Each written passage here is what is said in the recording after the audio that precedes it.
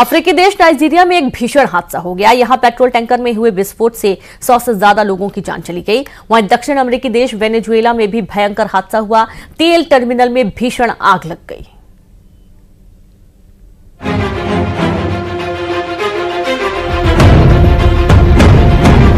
अफ्रीकी देश नाइजीरिया का ये मंजर है, जहां तेल से भरे टैंकर में भीषण आग लग गई और उसके बाद तो कोहराम मच गया। तस्वीरों में देख सकते हैं आग का दायरा कितनी दूर तक फैला हुआ है। नाइजीरिया के जिगावा राज्य के माजिया शहर में यह हादसा सामने आया। इसमें 100 से ज्यादा लोगों की मौत की खबर है। वहीं 50 से ज्यादा लोग घायल बताए जा रहे हैं, जिनमें से कई लोगों की हालत नाजुक है। घायलों का अस्पताल में इलाज किया जा रहा है। हादसा तब हुआ जब पेट्रोल टैंकर के चालक ने संतुलन खो दिया। इसके बाद टैंकर वहीं सड़क पर पलट गया। जैसे ही टैंकर पलटा, वहां तेल लूटने की होड़ मचने लगी, जिसके बाद आसपास के लोग बर्तन लेकर तेल भरने पहुंचे। लेकिन इसी बीच जोर का धमाका हुआ और उसके बाद तो चीख पुकार मच गई। कहा जा रहा है कि 97 लोगों की तो घटना स्थल पर ही झुलसकर जान चली गई। घटना स्थल पर लोगों के शव बिखरे पड़े थे। हादसे के बाद राहत बचाव टीम मौके पर पहुंची। पुलिस के मुताबिक कई लोगों के शव तो पहचाने भी नहीं जा रहे थे। कुछ लोगों ने अस्पताल में इलाज के दौरान दम तोड़ दिया। राजधानी अबुजा से करीब 530 किलोमीटर दूर यह हादसा हुआ। आग इतनी भीषण थी जिसे कई किलोमीटर की दूरी से देखा जा सकता था।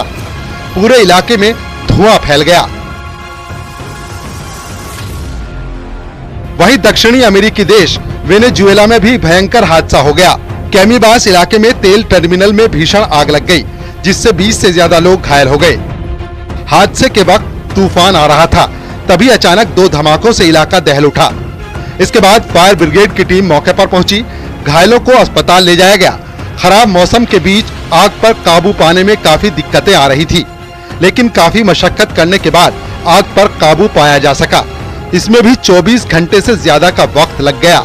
Bureau report, news 18।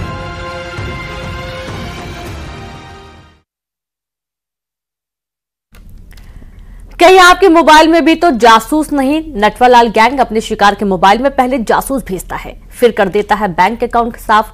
अगर आप भी ऑनलाइन शॉपिंग कर रहे हैं, कस्टमर केयर का नंबर इंटरनेट पर तलाशते हैं, तो ये खुलासा आपको जरूर देखना चाहिए।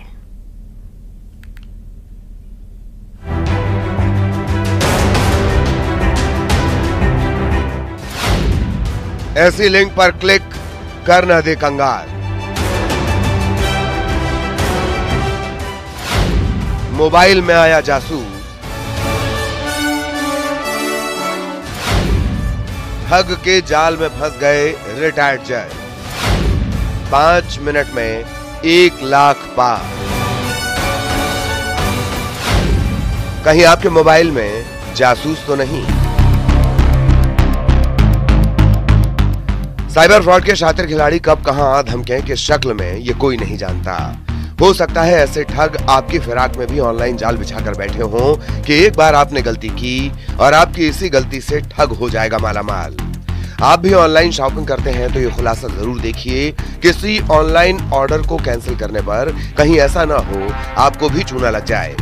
ऐसे ठगों की इंटरनेट पर बाढ़ है। कस्टमर केयर नंबर की आड़ में ये ठग किसी के वॉलेट को पार कर सकते हैं, किसी के मोबाइल में जासूस बनकर उसके मोबाइल को अपने कब्जे में ले सकते हैं। कि फरियादी के द्वारा ये बताया गया कि स्विगी पर उनके द्वारा एक ऑर्डर किया था, फिर उसको कैंसिल किया करने के लिए उन्होंने स्विगी के कस्टमर केयर पर कॉल करने के लिए गूगल से नंबर लिया और गूगल से नंबर लेकर उन्होंने स्विगी कस्टमर केयर पर कॉल किया। पूरा मामला सुनिए और होशियार रहिए। दरअसल इंदौर के रिटायर्ड जज ने ऑनलाइन ऑर्डर को कैंसिल करने के लिए कस्टमर केयर का नंबर सर्च किया। उसके बाद जो नंबर मिला उस नंबर पर बातें भी हुई। ये नंबर फर्जी था।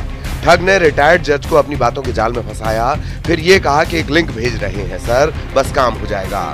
अभी भी फरियादी समझ नहीं पाए कि वो नटवरलाल से बात कर रहे हैं। लिंक भेजी गई, उस पर क्लिक करते ही एक ऐसा ऐप डाउनलोड हुआ जिससे मोबाइल की पूरी जानकारी या कहें फरियादी के मोबाइल की स्क्रीन नटवरलाल के साथ शेयर हो गई। उस पर आया OTP भी ठग ने देख लिया और महज 5 मिनट में 1 लाख रुपए पार कर लिए। लगातार कन्वर्सेशन होता रहा। फिर उन्होंने एक लिंक भेजी उनके कस्टमर केयर वालों ने, तो लिंक उन्होंने डाउनलोड कर लिया अपने मोबाइल में, लिंक को क्लिक कर दिया और उसके बाद फिर उनके 2 बार में 1 लाख रुपए कट गए। जब जांच शुरू हुई तो पता चला कि ये नंबर तो फर्जी था। इस अपील को सुनिए, कैसे ऐसे फ्रॉड से सावधान रह सकते हैं। कस्टमर केयर के नाम पर अक्सर ऐसा खेल होता है। गूगल से हम जब भी कस्टमर केयर के हेल्पलाइन नंबर, सर्विस नंबर लेते हैं, अधिकांशतः वो फ्रॉड नंबर ही निकलते हैं, तो उसकी देखभाल करके वेरीफाइड करके ही नंबरों पर जाए, ऑफिशियल वेबसाइट से ही नंबर लिया जाए। फिर उनके द्वारा जब नंबर लिया गया तो उन्होंने जो लिंक भेजी थी, उस लिंक से उनके मोबाइल में एनीडेफ जो कि स्क्रीन शेयरिंग ऐप होता है वो डाउनलोड हो गया, जिससे उनकी स्क्रीन शेयरिंग हो रही थी। अब जब उनके पास ओटीपी उनकी स्क्रीन पर आ रहा था तो वो स्क्रीन पर ऑलरेडी स्क्रीन शेयरिंग जो कि फ्रॉडस्टर ने कर ली थी, तो उसको स्क्रीन पर दिखाई दे रहा था और उस ओटीपी के माध्यम से उसके द्वारा फ्रॉड कर लिया। कुल मिलाकर 1 लाख रुपए का फ्रॉड कर लिया। ऐसी अनजान लिंक से सावधान रहिए। एक लिंक आपको किस हद तक नुकसान पहुंचा सकती है यह आप समझ सकते हैं। इंदौर में मिथिलेश गुप्ता के साथ bureau report, news 18 Madhya Pradesh Chhattisgarh.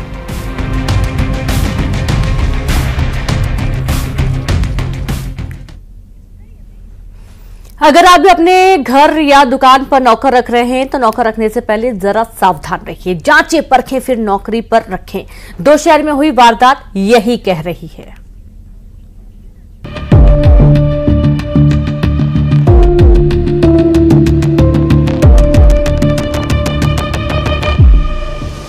ये खबर हर किसी को सावधान कर रही है, खबरदार कर रही है। कहीं ऐसा ना हो कि आपके घर में काम कर रहे नौकर या फिर दुकान पर काम कर रहे सर्वेंट के दिमाग में कोई खुराफात चल रही हो और आपको कानों कान खबर तक ना लगे। ऐसा हम इसलिए कह रहे हैं क्योंकि 2 शहरों से ऐसी ही तस्वीर सामने आई है। ग्वालियर में रीना भल्ला और उनकी मां इंद्रपुरी की फ्लैट नंबर 322 में हत्या कर दी गई। दोनों की मौत दम घुटने से हुई थी। आखिर हत्यारा कौन हो सकता है, इसका राज खुला तो सब हैरान थे। कातिल निकला नौकर इरफान।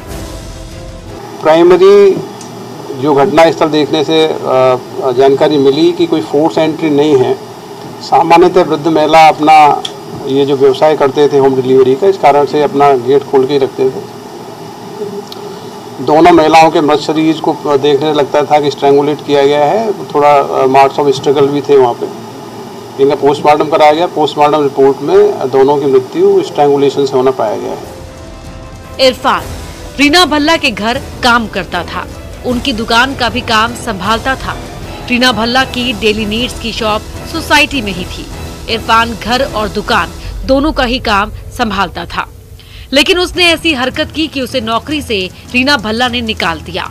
उसके बाद किसी दूसरे लड़के को काम पर रख लिया। ये बात इरफान को चुभ गई और उसने 6 महीने पुराने विवाद का बदला कत्ल करके लिया। अपने दोस्तों के साथ मिलकर माँ बेटी की हत्या कर दी, घर में लूटपाट की, दोस्तों को जेवर लूटने का लालच दिया था। इस घटना का जो मुख्य आरोपी है वो इरफान खान है, जो गोहद का रहने वाला है। ये आरोपी 6 महीने पहले इन मृतक परिवार के साथ में हाउस सर्वेंट का जॉब करता था, जो होम डिलीवरी का काम होता है। किन्हीं कारणों से इरफान खान को इस परिवार ने नौकरी से निकाल दिया था। अब ग्वालियर के बाद मंदसौर की ये तस्वीर। 4 दिन पहले दुकान पर रखे नौकर ने आरोप है कि मालिक को ही मौत की नींद सुला दिया। नारायणगढ़ थाना इलाके के सिंधपन गांव में सनसनीखेज वारदात हुई। मांगीलाल बावरी ने 4 दिन पहले ही नौकरी पर राजू को रखा, लेकिन राजू के दिल में लालच के खेल को समझ नहीं पाए। मांगीलाल की धारदार हथियार से हत्या की गई। उसके बाद से नौकर राजू गायब है। मृतक के पास रखे रुपए भी गायब है। सवाल है कि राजू कहां गया। पुलिस को शक है कि नौकर ने ही मांगीलाल की हत्या की। आज प्रातः वहाँ पे देखा गया कि मृत पड़े हुए और चोट के उन पे शरीर पे निशान थे। इस पर से तत्काल पुलिस ने मौका पर पहुंचकर पूरा जो एफएसएल टीम के माध्यम से पूरा निरीक्षण किया गया है और प्रथम दृष्टिया जो 3-4 दिन पहले उनके द्वारा एक नौकर को रखा गया था और वो नौकर चूंकि गायब है और उसकी पुलिस को तलाश है। संभवतः जो घटना उसी के द्वारा कारित की गई है। इनके पास कुछ अभी वहाँ पे कंप्रेसर खरीदने के लिए कुछ पैसे भी उनके पास रखे हुए थे और संभवतः पैसों के कारण से उनकी हत्या की गई। दोनों ही वारदातों में बस फर्क इतना है कि ग्वालियर में नौकर कई महीने से काम कर रहा था और मंदसौर में सिर्फ 4 दिन हुए थे नौकरी करते हुए। जरूरी है कि किसी को भी नौकर रखने से पहले उसका पुलिस वेरिफिकेशन जरूर कराएं। न्यूज़ 18 मध्य प्रदेश छत्तीसगढ़ के लिए ग्वालियर में सुशील कौशिक और मंदसौर में नरेंद्र धनोतिया के साथ ब्यूरो रिपोर्ट। बेल की शर्त तिरंगे को सलामी। जबलपुर हाईकोर्ट से आया है यह अनोखा फरमान। देश विरोधी नारा लगाने वाला आरोपी फैजान अब बोलेगा भारत माता की जय, जिससे देनी होगी तिरंगे को 21 बार सलामी। भारत में रहकर पाकिस्तान के पक्ष में नारा लगाना फैजान को भारी पड़ गया था, जिसे जेल हुई है और बेल के लिए अदालत ने ये खास शर्त रखी है। पूरा मामला क्या है, देखिए इस रिपोर्ट में।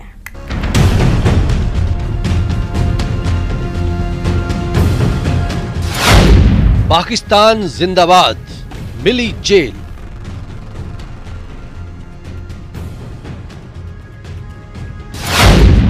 भारत माता की जय, मिली बेल।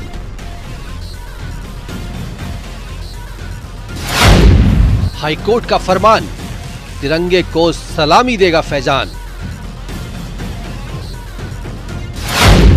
21 बार तिरंगे को देनी होगी सलामी।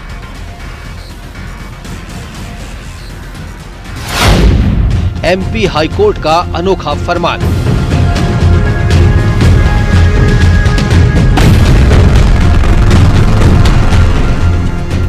हिंदुस्तान जिंदाबाद, अदालत की दहलीज से आया है अनोखा फरमान। देश विरोधी नारे लगाने वाले आरोपियों के लिए ये फरमान नजीर है। देश में रहकर वतन से गद्दारी हरगिज बर्दाश्त नहीं। पाकिस्तान जिंदाबाद के नारे ने आरोपी फैजल उर्फ फैजान को जेल कर। लेकिन अब देश विरोधी नारा लगाने वाला यही आरोपी भारत माता की जय बोलेगा। जिस थाना इलाके में इसकी जुबान ने नफरत उगली थी, पाकिस्तान जिंदाबाद और हिंदुस्तान मुर्दाबाद का नारा लगाया था, उसी थाने में आरोपी फैजान अब 21 बार तिरंगे को सलामी देगा। भारत माता की जय का नारा लगाएगा। जब तक केस चलेगा तब तक महीने के पहले और आखिरी मंगलवार को फैजान को थाने पहुंचकर तिरंगे को सलामी देनी होगी और भारत माता की जय बोलना होगा। वक्त भी तय है, सुबह 10 से 12 बजे के बीच। एमपी हाईकोर्ट ने इसी शर्त पर आरोपी फैजान को जमानत दी है। मध्य प्रदेश हाईकोर्ट के जस्टिस डी.के. पालीवाल की एकल पीठ ने आरोपी फैजल उर्फ फैजान को जिन शर्तों के साथ जमानत दी है, उसकी हर तरफ चर्चा हो रही है। इस शर्त पर दी गई कि वह थाने संबंधित थाने में जाकर 21 बार प्रत्येक माह के मंगलवार को 21 बार जो है सैल्यूट करेगा और भारत माता की जय बोलेगा। इस शर्त पर उसको जमानत दी गई है। एमपी हाईकोर्ट ने निर्धारित शर्तों का पालन करवाने की जिम्मेदारी भोपाल के आयुक्त को सौंपी है। अब पूरा मामला आपको बताते हैं। दरअसल भोपाल के मिसरोद थाने में आरोपी फैजल उर्फ फैजान के खिलाफ धारा 153 के तहत मुकदमा दर्ज हुआ था और उसे 17 मई 2024 को गिरफ्तार किया गया था। फैजान उर्फ फैजल पर आरोप है कि उसने पाकिस्तान जिंदाबाद और हिंदुस्तान मुर्दाबाद का नारा लगाया था। जब आरोपी ने जमानत मांगी तो उसे सशर्त जमानत मिली। आरोपी के खिलाफ 14 केस दर्ज है। जबलपुर में पवन पटेल और भोपाल में वासु चौरे के साथ ब्यूरो रिपोर्ट, मध्य प्रदेश, छत्तीसगढ़। और इसी के साथ इस बुलेटिन में इतना ही। नमस्कार।